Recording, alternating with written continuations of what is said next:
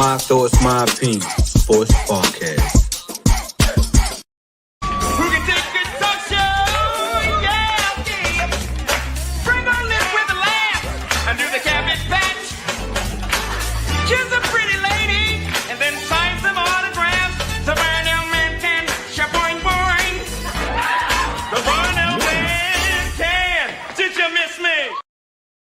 Yo, what it is? Welcome back to another episode of MTMO Sports Podcast, Doug. Yo, just like my man Varnell said, yo, did you miss me?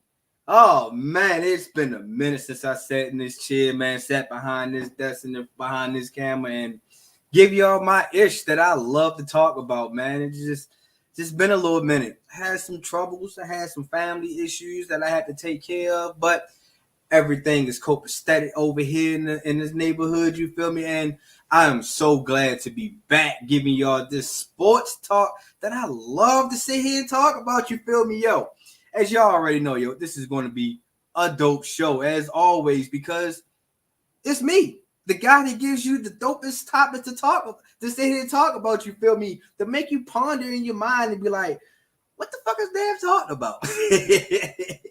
You feel me? So, like I said, it's going to be a dope show, man. So sit back, get your popcorn, have you watching this on your phone, laptop, TV, however. Because like I said, it's going to be dope, man. You feel me? And before I get this podcast started, man, just remember that this show is always sponsored by Reinvent Yourself Fitness, man. If you are looking for that personal trainer, you're looking for that strength and conditioning coach to get you right, yo, throughout this winter, when all these holidays are coming like Thanksgiving right around the corner. You know what I mean? So make sure y'all go follow my bro. Hit him up on Instagram at reinventyourself_fitness. I guarantee you my man's going to get you right, yo, because ever since I've been on his plan, I've been right. I've been feeling better. I've been feeling active. He helped me meal prep and everything. So, like I said, man, if you're looking for that help, need some of that extra motivation, man, make sure you hit my brother up, man. I guarantee you it's going to get you right. And just like getting right, man, it's a trade that happened in the NBA. You feel me? And I cannot tell y'all my opinion who I felt like won that trade. And like I said, I don't think it was a fair trade. I think it works out for the better party. You feel me? I also want to sit here and talk about, man, one guy got a new team and a whole new attitude, man, and it's not really panning out for him right now.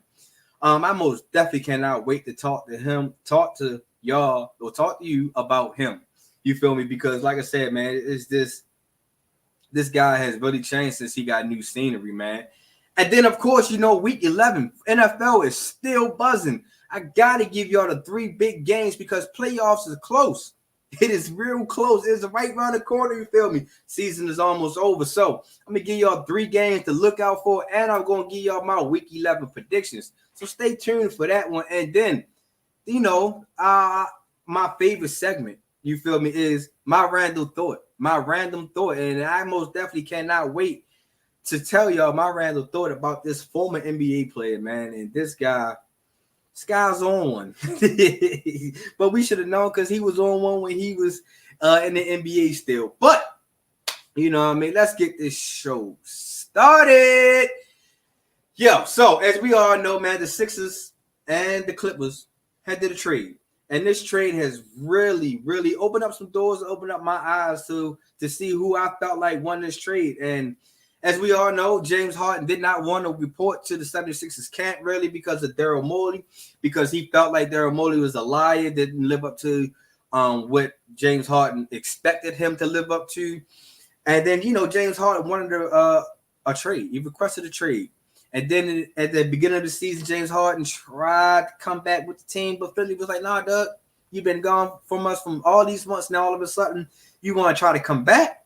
We're not having that, you feel me? So Philadelphia said, we're going to make the best move for us. You know what I mean? You want to go to the Clippers? Fine. Hey, here's how it's going to go. The Sixers wound up trading James Harden to the Clippers, man. And this deal was made. It's like, I don't see how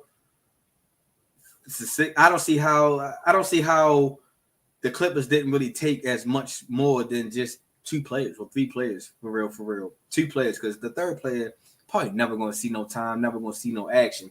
But the Sixers wind up getting Marcus Morris, Nicholas Batum, Robert Covington, KJ Martin, a 2028 projected first-round pick, 2 second-round picks, and a pick swap. While the Clippers went on here and got James Harden, PJ Tucker, and Flip. I don't know his last name. I'm not even going to try to pronounce his last name. You feel me? So I'm not going to have me looking all crazy on air. You feel me? But that was the trade, though. And at first, initially, I was like, all right, well, the Sixers just wanted to hurry up and just get this deal situated, get it move on to their season. And the Clippers was like, yes, we finally got another star. We got a 4th star who it felt like we need a big 4 to actually win the West. Well, let me tell y'all who I felt like won this trade. And it's probably not going to shock y'all. It's probably not going to really percolate. You know what I mean?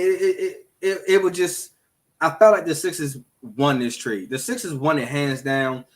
There's no questions about it, man. So there's no illusion, man. The Sixers had won this trade, in my opinion. And the reason why I thought the Sixers had won this trade is for the simple fact that James Harden really wasn't trying to come there. You know what I mean? He really wasn't trying to show up. He really wasn't trying to be a team player. He most definitely wasn't trying to be a team player. I felt like James Harden put himself in another bad predicament. You know what I mean? And I'm a big James Harden fan. And I felt like Harden is now starting to, his value of a basketball player is really, really decreasing. Like, really decreasing.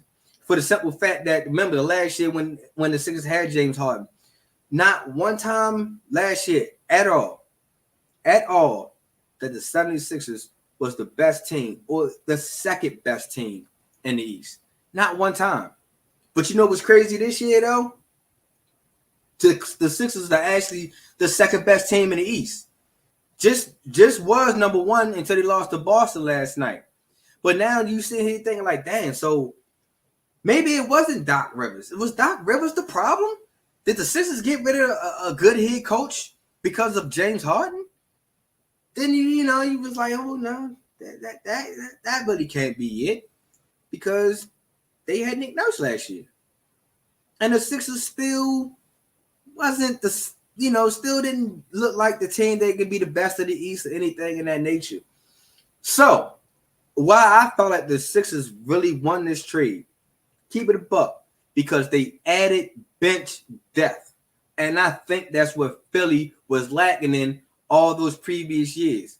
They didn't have that much bench for real. That bench was very, very, very, very small.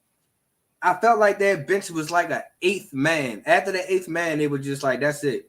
We don't have nobody else. Nobody else is going to come in to help us, save us, or anything in that nature. And now that Philly went on here and added depth, like I said, they got a Marcus Morris, they got a Robert Covington, they got a Nicholas Batum. All these people are good role players. They know how to play their role very, very well. Nicholas Batum has been in this league forever, it feels like. But this guy's know how to stay around. This guy knows how to keep his game relevant.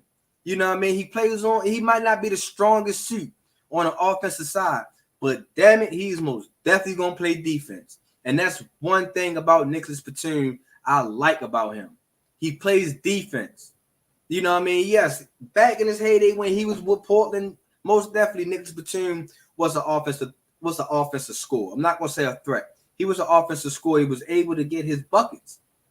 Now, he knows his role. He knows that he's not being the guy that got to take even 10 shots a game, really. If he even takes 10 shots a game, that's like a good game for him. You know what I mean? So then you get a Marcus Morris, one of the Morris twins that knows that been in the league for a nice period of time also. If I'm not mistaken, I don't think this is the Morris that won a championship with the Lakers. I think that might have been Markeith. But still at the same time, the Morris twin has been in the league. He's had played in multiple teams that has got farther in the playoffs. He has been in good winning cultures and everything like that. He's a good forward that can stretch out. He's a forward that can come down to the basket and grab rebounds. He's not a rim protector. No, he's not Joel Embiid, the second or the first, or anything of that nature. But Marcus Morris knows his job.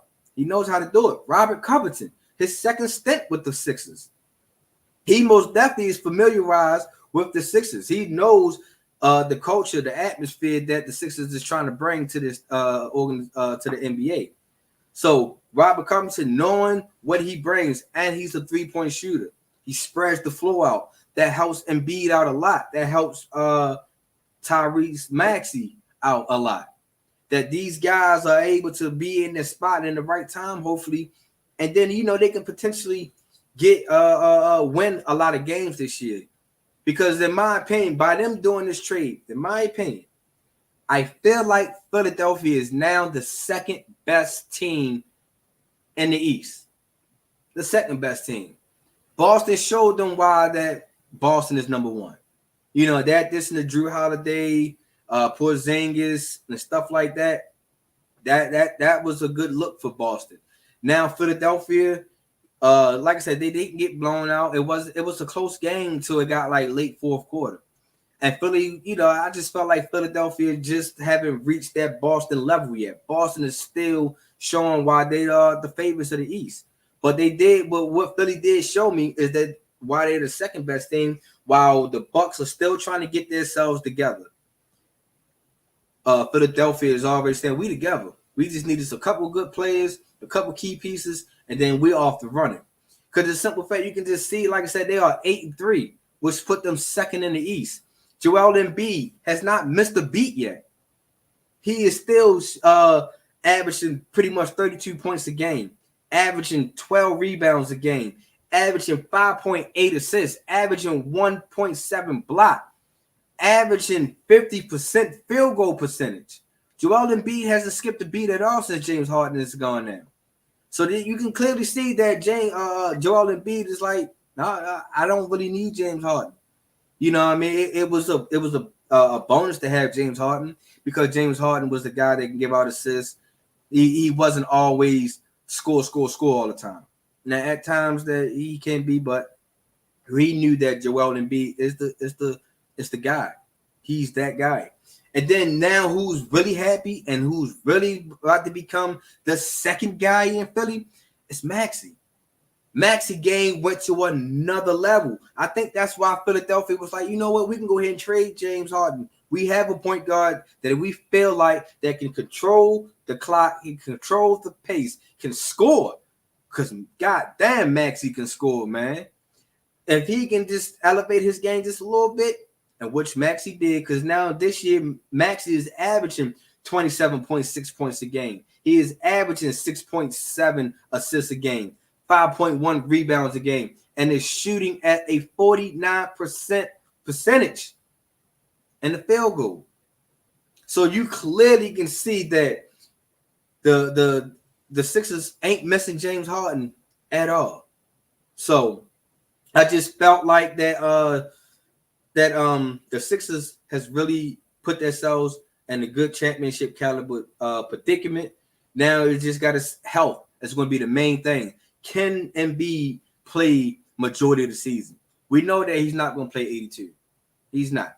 But at the same time, can Embiid still be the MVP guy?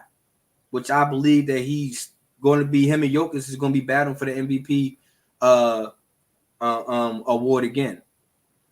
I feel like Maxey can become your pure point guard, your scoring point guard, the guy that can get you out of the jams. You don't have to look for Tobias Harris to be your second scorer. Now Tobias Harris can go ahead and continue doing what he's doing, because like I said, Maxey has stepped up his level. Just last year, Maxey was only averaging 22. Him putting that 5 to 6 extra points works wonders, did wonders, and right now it's working for the Sixers. So I just feel like the Sixers have won this trade, and we will see as the season goes on that the Sixers has won this trade. But now let's talk about the Clippers a little bit, man. The Clippers, you most definitely know they have not won this trade. I feel like the Clippers has a lot to do with this team. And it ain't just trying to figure out how you spread the ball with 4 different players, man. Because the Clippers had potential. They got a good head coach in Tyronn Lue. They got good 2 stars and PG and Kawhi. The only thing about those 2 stars, they can't stay healthy. That's the only thing. They got a good point guard and Russ. And now they got another good point guard and James Harden. So it's like, it's a little confusing. And then, another thing why I felt like the Clippers lost this trade is because all 4 of those guys are ball dominant. The only way that this offense is creative is when those guys have the ball. If one of those guys have the ball, the other 3 is sitting in the corner or sitting off somewhere. Nobody's not cutting. Nobody's not setting screens. Nobody's not going backdoor cuts. None of that. It just seems like when those 4 are on the court together, the chemistry is just off. It's just off. I don't care how much you try to dance and all that on the sidelines, Russ and James. Doesn't matter what y'all did in the Oklahoma City days and anything in that nature with Russ and Harden and Russ and PG. You got to try to figure out how can this team actually be a threat in the West? Because in my opinion, I feel like the Clippers are nowhere near a threat. I feel like the Clippers are a team that's in the bottom. I'm talking about below, down there where San Antonio is. And then I feel like San Antonio is having a better season than them also too. They got something to look for. But another reason why I feel like that the Clippers had lost this trade is James Harden attitude. Like I said, I'm a fan of his, but his attitude really, really sucks, man. What he said in that press conference is just terrible. When he says that he doesn't fit the system, he is the system. That's kind of crazy. That's something that I don't think as a superstar player should really be saying, really. Like, come on, dog. Like, you are trying to fit in this system. This is not your team. This is still Kawhi and PG team. These are the guys that they're going to probably still look for to take the last shot. And when things is not going right, it's going to take the majority of the blame first. So, I do think that it's a way to fix the Clippers problem. If the Clippers are willing to fix this problem, and it's going to have to take some big man pants to put them on to these guys. And if these guys not willing to put that big man pants on, then this team is going to be doo-doo, trash. The last team of the West, the last team of the California. You feel me? And what I believe that the Clippers should do, and I think that James Harden should really take a hard look in the mirror and probably agree to what I'm about to say. I think that James Harden should play off the bench. James Harden has to go back to being that 6th man, just like how he was in OKC. So I don't want to hear, oh, no, James Harden can't be no 6th man. Oh, no, that's not in his – yes, it was. He started off as a 6th man. You feel me? So if he gonna have to take a page out of Melo's book. Once Melo realized that he was no longer the star, the guy that can get the last shot, he's not who he used to be. Melo was able to switch over and become that bench guy, that role player, that the guy that can get you the shots that a shooter can do. I think that's what James Harden had to do, because hear me out. If James Harden go to the bench and he comes off the bench, I think you should give him a big man that can run pick and roll, a guy that can really protect the rim, a guy that can run the pick and roll, who can feet, can move, and is a little bit athletic.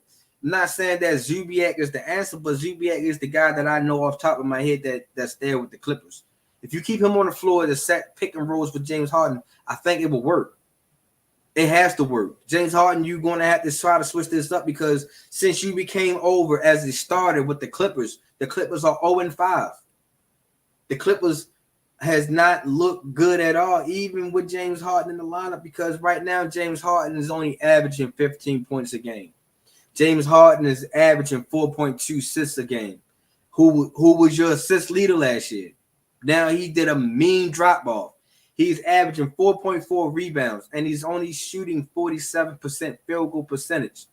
His three-point percentage is a 37%. and he's averaging 2.2 turnovers a game. That's not a starter mentality. That is not starter stats in my eyes. That's the guy that's coming off the bench. That's the guy that you can, you got to try to find your rhythm again. And I think coming off the bench for James Harden will find his rhythm, will help him out, would really, really help him out in my eyes, in my opinion. So, and I think that will help the Clippers out because, like I said, him and Russ on the floor together, I don't think it's going to work out. Periodically, time to time, yes. But always on the floor together, I don't think it's going to work. I don't think that him and PG on the floor together is really going to work. And it's just a disaster in my eyes for the Clippers, man. So if I'm the Clippers, I will put James Harden on the bench. I would, reassess, try to get some things in order because, like I said, even if you try to move Russell Westbrook to the bench, he should have. Then for all that, he could have stayed in LA with the Lakers. It's just a thought. Just a thought. Like I said. So I clearly just gave you the reason why I felt like the Sixers had won this trade. Because Embiid and Maxey still going, stats look better, team-wise overall looks better. Versus the Clippers, James Harden took a plummet, and stat-wise and right now, with James Harden being on that Clippers team, they are 0-5. So, hands down, the Sixers won, man. So shout out to the Sixers. And Daryl Morey in that organization, man. It looks like they know what they was doing.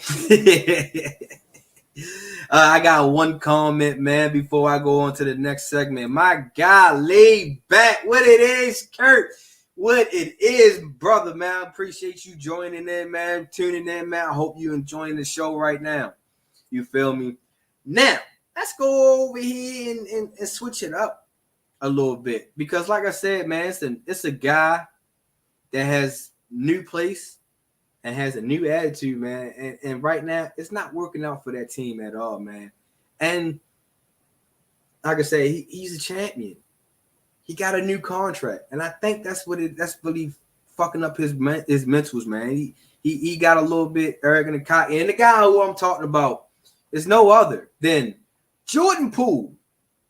Jordan Poole, man. As we all know, Jordan Poole won a championship with the Warriors year before. He got a nice, healthy contract after he won a championship. Him and Wiggins got that nice contract. And then the Warriors felt like, we're going to have to go ahead and trade him. We don't feel like we need him anymore. And at first, I was like, dang, that's crazy how you give this man a nice contract.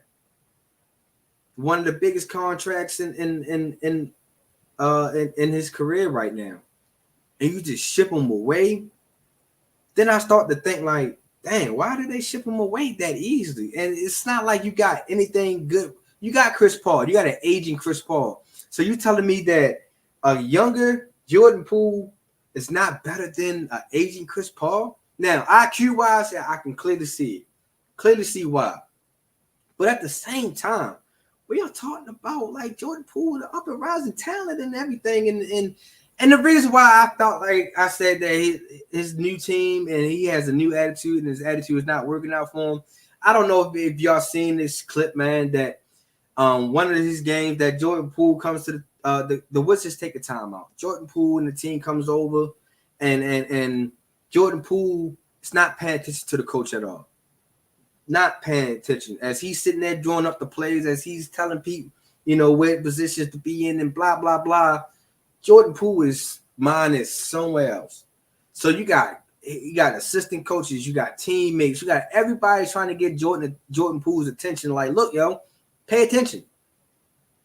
What do Jordan Poole comes out his mouth and says, this is my team. I got this. I do what I want.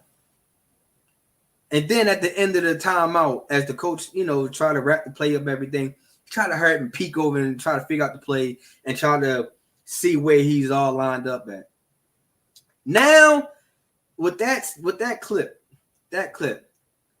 I'm starting to see why Draymond punched him down. Like, I hate to say it because I still feel like Draymond, that was a sucker move for Draymond. I still feel like that. But I think I'm starting to see why Draymond went on here and socked him.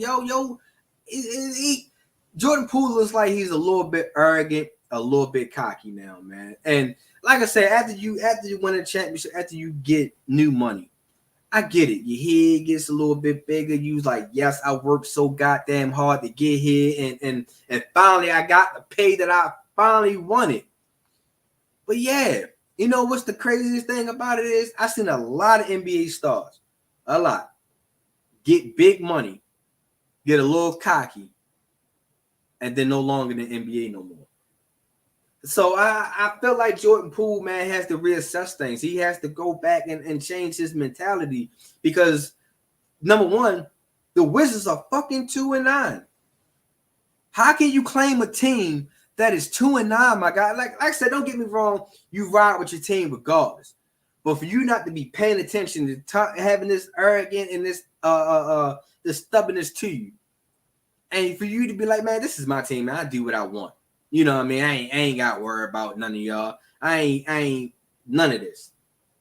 It's like, dog, y'all 2-9. And then you make it seem like that you are a superstar, my guy. You are a superstar. Like, you still trying to become a star status. You still haven't reached the all-star. You still haven't reached anything else other than the finals because of other great players. Like Jordan Poole right now is 16.2 points a game. How you going to try to claim a team and you're not even the highest scoring average on your team? I don't understand that. You are averaging 3.6 assists. How you going to claim a team and you averaging in the bottom tier of an assist? I seen big men that's averaging more assists than this. Now he's averaging 40% field goal percentage. I give you that. It's not that bad. It's most definitely not that bad. But what I'm sitting here trying to put piece together is, if you're averaging this, shouldn't you be a bench player?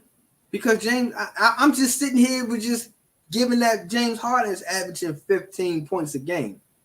You're only averaging 1.2 points higher than James Harden. And you played more games than James Harden. You're averaging more minutes than James Harden. And I still not understanding where did this arrogant and this Here's my thing, Jordan Poole. And as I'm trying to wrap this up real quick before I go on to my favorite sport, Jordan Poole, my guy. You got to try to switch this around to make the Wizards a play-in team. Because right now the Wizards are not a play-in team. They are terrible. Like, you got teams that's not even – you got the San Antonio Spurs who just living off this Wemby hype. Has a better record than you. And you have another good player, and Kyle Kuzma. And I feel like if you and Kuzma can at least try to do this duo team thing, man, because you got a good point guard in Tyrus Jones. You got another good scorer in Kyle Kuzma. Jordan Poole is an electrifying guard, yo. Jordan Poole, every time we click on ESPN or whatever sports thing you watch, you see every time Jordan Poole comes across your screen, it's something that Jordan Poole is like, yo, he got moves. Oh, he's so shifty. Oh, he's crafty. Look what he did, Jordan. Yeah. After that one highlight play, that's it for Jordan Poole. Jordan Poole, man, you got to make this team a play-in team for you to sit here and try to be arrogant and cocky. You got to become a championship contender. If you such a superstar, you such this guy that you feel like that you are arrogant and cocky for this reason, you got to show it. 16.2 points a game and your team is 2-9. That's not showing it, my guy. That's showing that you will not last in this league too much longer. Nobody's not going to be willing to gamble or give you another big contract if you keep acting like this. If you can't make anything, The Wizards got to build a culture. And I felt like at first when Jordan Poole went down there, I was like, oh, yeah, this is going to be the culture. This is going to be the next step for Jordan Poole. Jordan Poole is going to be making consecutive all-star games. The rate you going, my guy, you're not going to make an all-star game at all this year. Unless you're going to be a participant in like the skills challenge or three-point challenge. It's going in a way you're going to be making an all-star weekend. As if you do that. Jordan Poole, get your act together. Get it together. Because I had a little bit high expectations for you, man. And like I said, I really just think that this contract and I think that money really got to your head, my guy. So I just think that enjoy your money, yes. But at the same time, man, don't forget the hunger. You still got to be hungry for another contract. You still got to be hungry to go for another team, man. You just got to be hungry, you feel me? So, I see I got a couple more comments from Locked In Sports, my favorite ladies. What it is, man. Oh, man, if y'all have not checked out my favorite ladies, yo, please go check out their new episode, yo. Locked In Sports, guarantee you, yo. I love what they doing. I love it. I love to hear a female aspect on the sports game. My guy laid back. He is a Celtics fan, ladies and gentlemen. I'm pretty sure he was happy when I said that the Celtics are the best team in the East, man. Locked In Sports, Jordan Poole thinks he's better than what he is. And that's how I feel. And I really feel like that Jordan Poole should really look in the mirror, man. Because like I said, Jordan Poole, he has the skills. He has everything in the toolbox to become a good player, a player that we should be talking about. But at the same time, man, your attitude's not reflecting on your game. Your game has to take another leap. You have to be – Jordan Poole should be averaging 20 in my eyes. I really think that Jordan Poole should be averaging 20 or more with this team that he's with. My guy laid back said, you ain't no cop, Jay Reed. You a sellout. You know what I mean? Of course, everybody don't know, yo. In too deep. You got it if you haven't watched it. And, of course, like I say, he's a Celtics fan. He's happy that his boys beat the 76ers yesterday, climbing that ladder to be 9-2, being best in the East. So, shout out to the Celtics, man. I already knew that the Celtics was going to be a good team. Once they got Drew Holiday, man, I was like, and Porzingis, I said, this is a team that you're going to have to fight with now. They are the most definitely clear-cut, the better favorite team in the East in my eyes. So, and Lease, and then Locked In Sports, Mavs up. Don't get me wrong, Mavs looking good. Mavs are really looking good this year. They look way better than they did last year. I don't know what was the problem, the difference between this year and last year, because I felt like the Mavericks have the same team minus Christian Wood, who I felt like they should have used way more. He's looking good in the Lakers right now this year. But yeah, shout out to the Dallas Mavericks, man. Y'all are looking good this year now, and I'm a little bit impressed. You know what I mean? Because like I said, I still felt like that Kyrie and Luka still trying to figure out how that duo was going to mash up and build their chemistry. But so far they're doing it this year. So far we'll see as the season go along. So shout out to the Dallas Mavericks, man. All right. My favorite sport, y'all. My favorite sport. Is here. We're going to switch it over, lead the NBA behind. Now we in the week 11. Oh, my God, yo. We have 7 more weeks of football, of regular season football. Let me say that. 7 more weeks. And, man, I swear this football season has just been flying. Like flying, you feel me? And man, this season it's a little different, a little weird. If y'all haven't paid attention to week 10, man, if you pick a lot of those teams that you felt like normally wins, like the Bills, my Ravens against the Browns, Bengals against the Texans, I'm pretty sure if you're a bet man like myself, I'm pretty sure your parlay got all fucked up last week. It just got all fucked up, Doug. And it's just like, damn, this week is going to be a challenge in my eyes. You feel me? And the challenge is because, like I say, playoff time is right around the corner. We got teams that's still lurking in that felt like they should be in. We got teams that's feel like there's a clear-cut favorite and it's going to be in. You feel me? So right now in the AFC, we got the Chiefs as number 1. We got my beloved Ravens as number 2. You got the Jaguars number 3, the Dolphins number 4.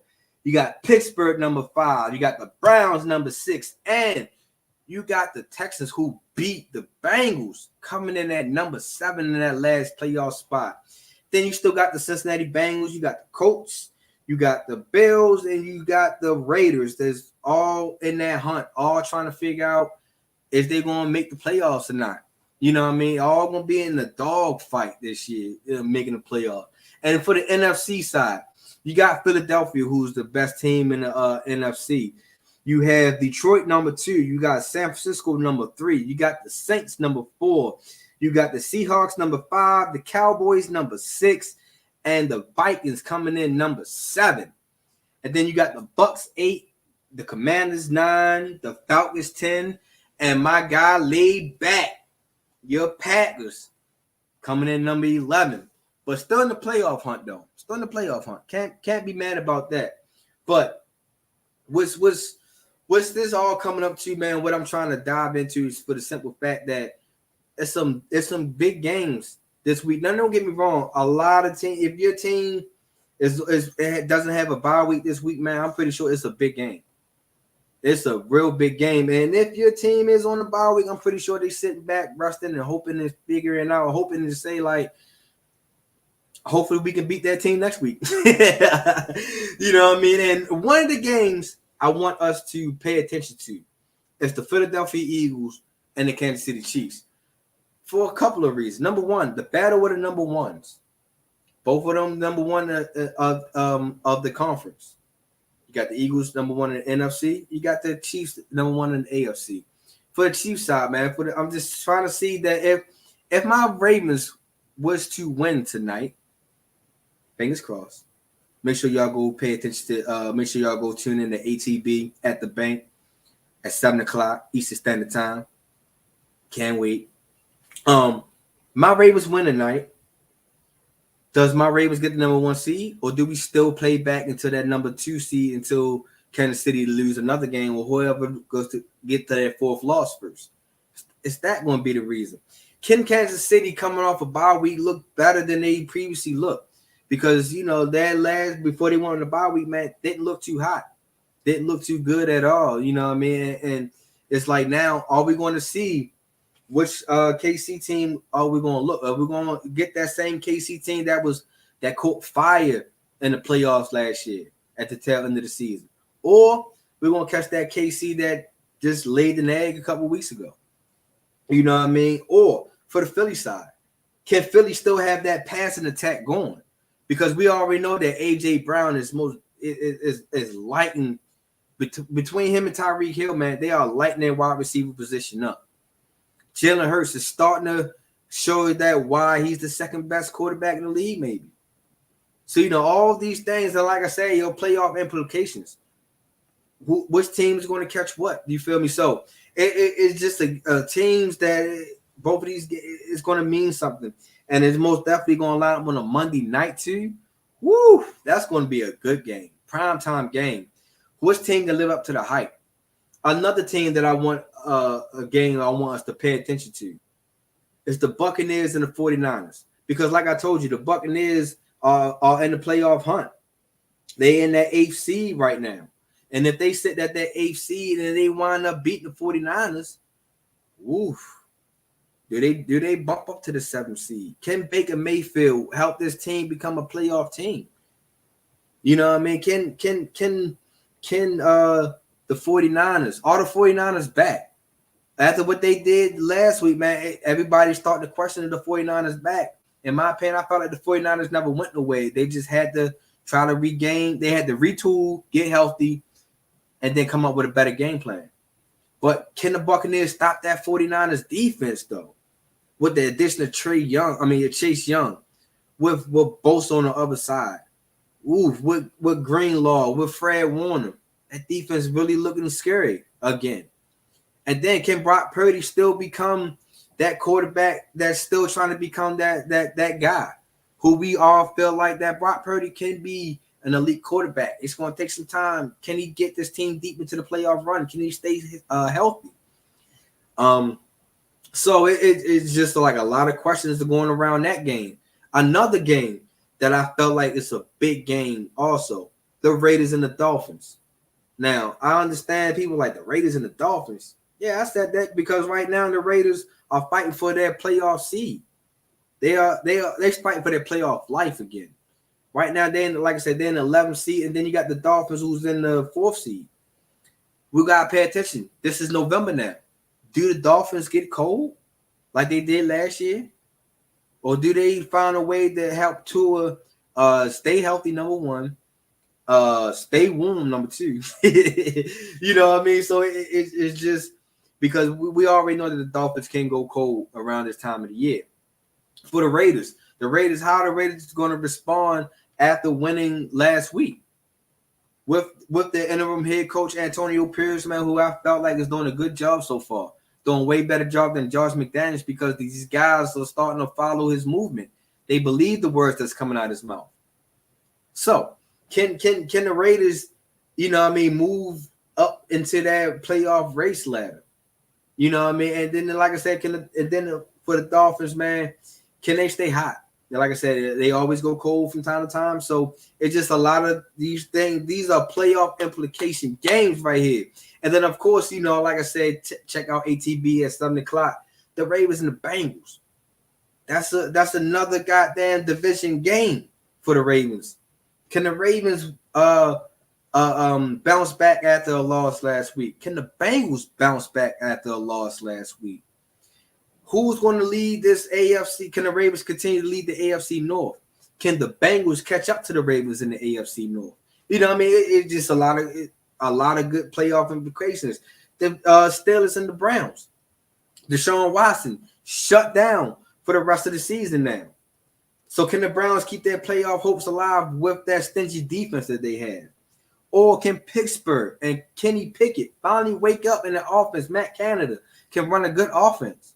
You know what I mean? It's a lot of implications on what can be done and what's going to be done. And, you know, one more game just to throw off my top, man. The Commanders and the Giants. Now, I understand that neither one of these teams are in playoff hunt, but it's a division game. Can the Commanders bounce back after a loss that they felt like they shouldn't have lost last week? They had that game in their hands. Can Sam Howell find somehow to get the Commanders into a playoff contention? Or can the Giants be a spoiler? And spoilers says they say, well, since we ain't going to the playoffs, neither are you. So, man, like I said, week 11 is going to be a week to most definitely pay attention to. Most definitely try to, if you're betting, if like some of my people here, MTMO predictions, man, if you are betting, what teams are you going with? Who are you going to go with? Are you going to actually stay with them? You know what I mean? So it's a lot. And then if you're a betting man like myself, do I bet on this team? Do I take the points? Do I go money line? Do I not bet with them at all? So make sure that y'all pay attention to these playoff implications that's coming up that is right around the corner, man. And it's going to be very, very interesting in this week. So speaking of interesting, got my picks right here. And I'm ready to sit here and give y'all my week 11 picks, predictions, who I feel like is going to win. Starting off with the Thursday night game, man, I feel like the Ravens will beat Cincinnati. I think Pittsburgh will go in Cleveland and beat Cleveland. I think Detroit will beat Chicago. Sorry, my man Kurt, yo. I think the Chargers will beat Green Bay. I think Miami will beat the Raiders. I think Washington will beat the Giants. I think the Cowboys, Locked in Sports, I know y'all happy, and the rest of the Cowboys Nation, like Barry and Patrick, and the rest of the people that's on the Grid Network. I think Dallas will beat Carolina. Better hope they beat Carolina.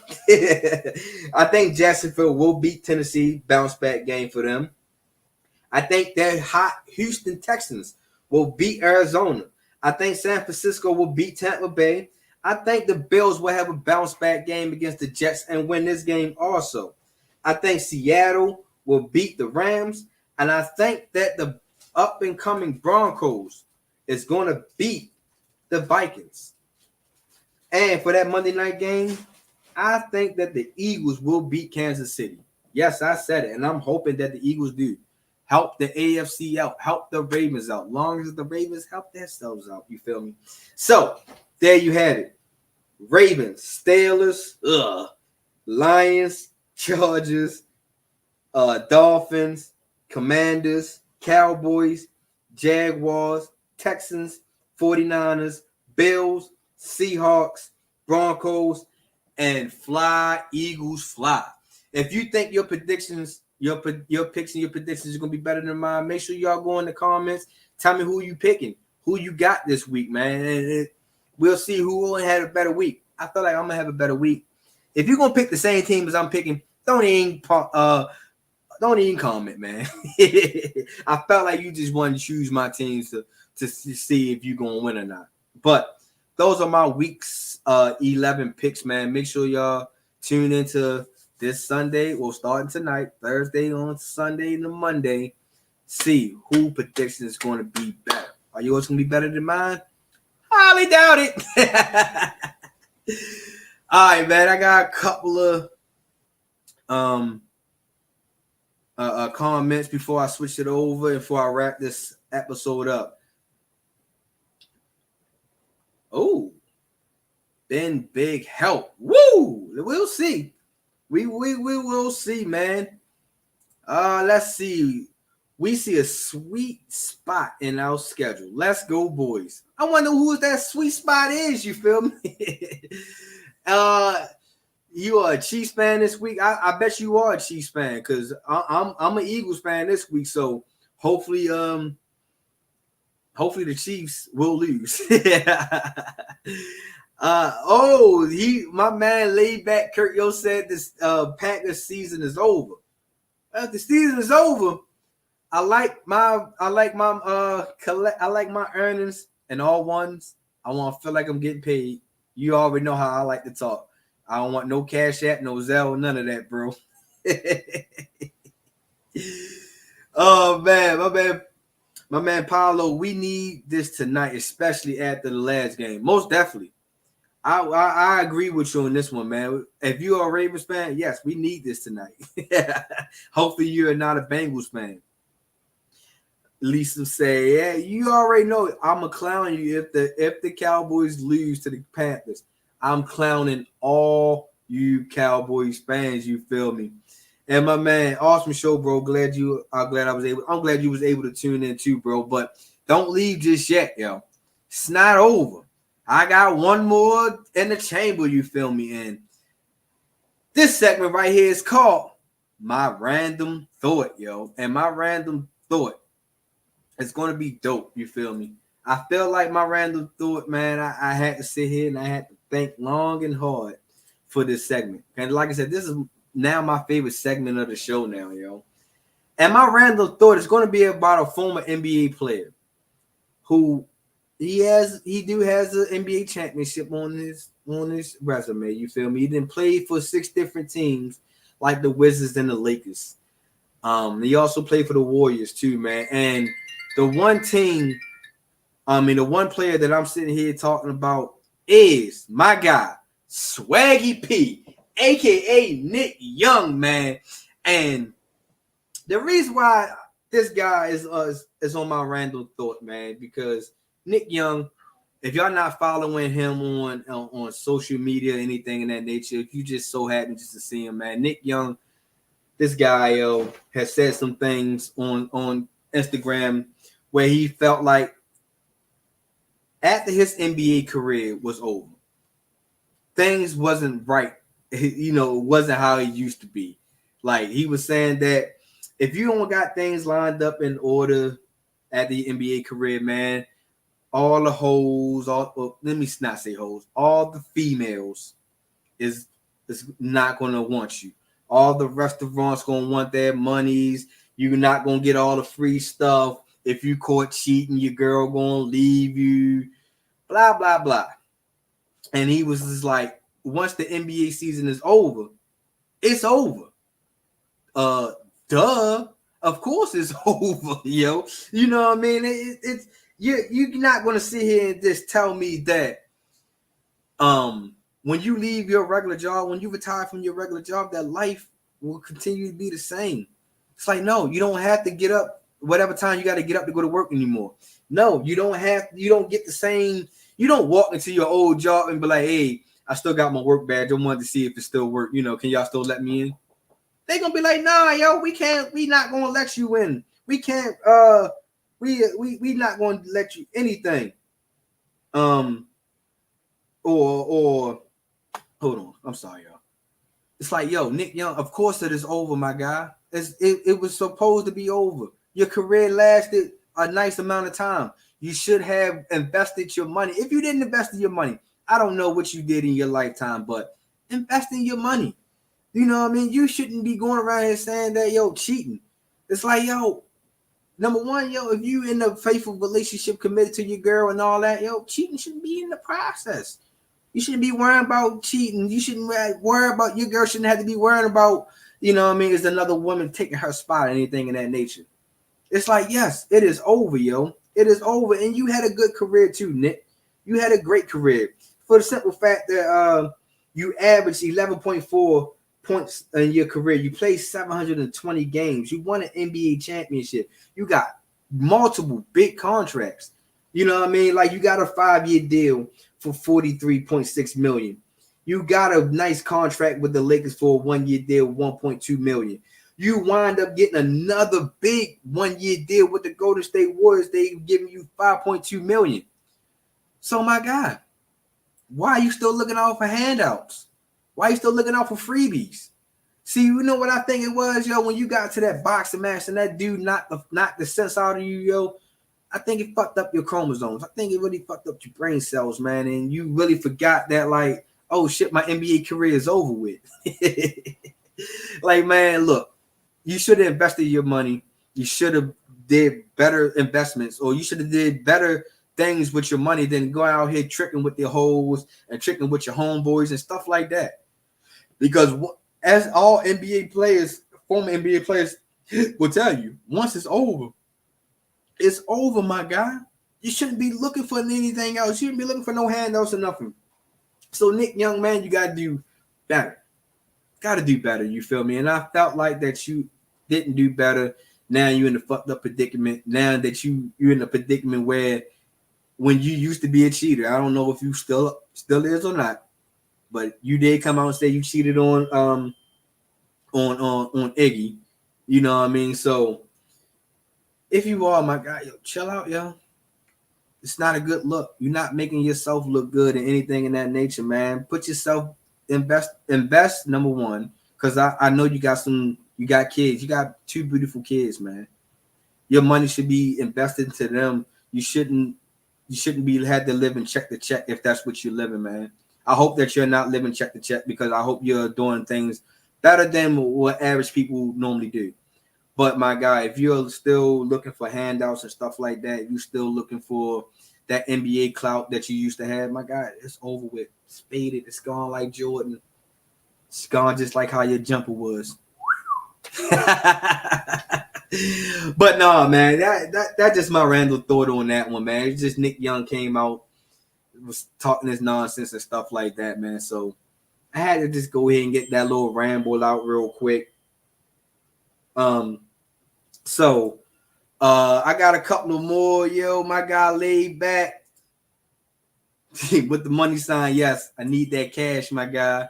My man Rod, what it is, God, what it is, yo. We gotta link up, my guy, yo. We gotta chop it up. We gotta do an episode together again. And yes, I knew you was going to get a kick out of this one, Lise. I knew you was going to get a kick out of that. So there you have it, yo. I appreciate everybody for tuning in, man. And like I said, yo, I hope you enjoyed the show as much as I put this show together, man. And as always, yo, make sure y'all go follow the grid, yo. Please help us out, yo. Go tell somebody who want to be somebody. Go tell a friend who who want to be your friend, that the Grid Network got the dope shows, dope content creators out right now. You feel me? We got Carving It Up with Bryson. We got All Even Podcast. We got Clutch Sports Talk. We got Outside the Cage for my MMA fighters. We got the Raiders Roundup. You got my very own ATB at the bank. So, yo, if you are into any of those, which you should be, or at least try it out, like I said, yo, it's the good network. It's the dope network that's letting us content creators create our best shows that we possibly can, yo. So please go check out the Grid Network. I guarantee you will not be disappointed in this network. Make sure y'all go out here, and while you on the Grid Network, make sure y'all go out here and support our clothing line, man, because we got some dope clothing lines such as hats, as you can clearly see. We got shirts, we got hoodies, we got it all. You feel me? Just make sure y'all go out here and support us, man, because like I said, yo, we just trying to get out that basement and try to skyrocket to our destinations. You feel me? So make sure y'all go out here and check out the Grid Network. I guarantee you, you will not be disappointed. And man, as always, yo, check me out, yo. You know what I mean? I catch y'all later. Hope y'all really love this show. Cause I'm Mal. Happen to have the #1 morning show in all of Detroit, brother. That's pretty good. Yeah, man. Look here. You don't know me. Well, now, if you're going to be here tomorrow morning, why don't you come on down to the station and do Martin's show? Does that mean free publicity? Free publicity? Hold up, I will Stan. be there. Go on there. Okay. Hey, look, I'll see you tomorrow, huh? All right, okay. And Martin, remember one thing, man. Yeah. There's two things that are important in this world. Both of them are love. You chill here.